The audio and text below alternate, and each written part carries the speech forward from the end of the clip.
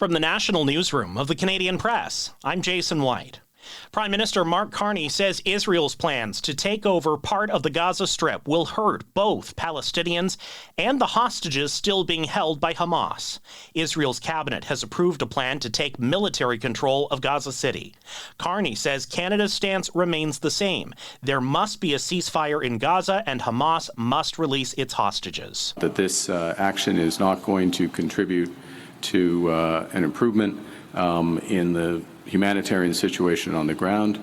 It is going to put the lives of the hostages at greater risk rather than lessening it. The planned Israeli ground operation has drawn widespread international criticism. The UN Security Council set to hold an emergency meeting on the plan tomorrow afternoon. This wildfire season is now Canada's second worst on record. The latest figures from the Canadian Interagency Forest Fire Centre suggest the fires have ripped through 72,000 square kilometres.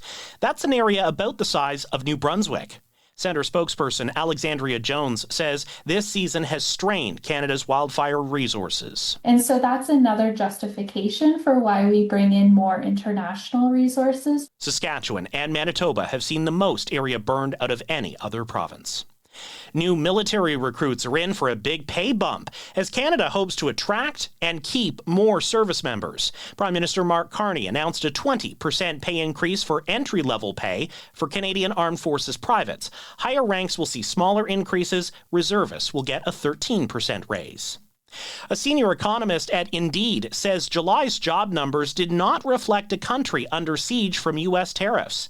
Statistics Canada says the unemployment rate remained at 6.9% as the number of job seekers held steady month to month. Canadian medical experts say Robert F. Kennedy Jr.'s defunding of mRNA vaccine development projects in the U.S. will have negative health effects in Canada and around the world. The U.S. has been one of the world's largest funders of medical research. Baklava pastries are the latest food containing pistachios, now being recalled over concerns about salmonella. The Canadian Food Inspection Agency issued a recall notice for some Angelos brand pastries that were distributed in New Brunswick, Ontario, Quebec, and also sold online. Most of the recalled products were sold at a Montreal bakery and served to customers between June 25th and July 26th. Pistachios have been the subject of several related recalls over the last 2 weeks. The agency says the latest alert was triggered by its investigation into a foodborne illness outbreak. Lisa Laporte, The Canadian Press, Toronto. This is The Canadian Press. In sports, it's a battle of division leaders tonight as the Toronto Blue Jays kick off a 3-game series with the Dodgers in Los Angeles. Jays are coming off a 3-game sweep at Colorado.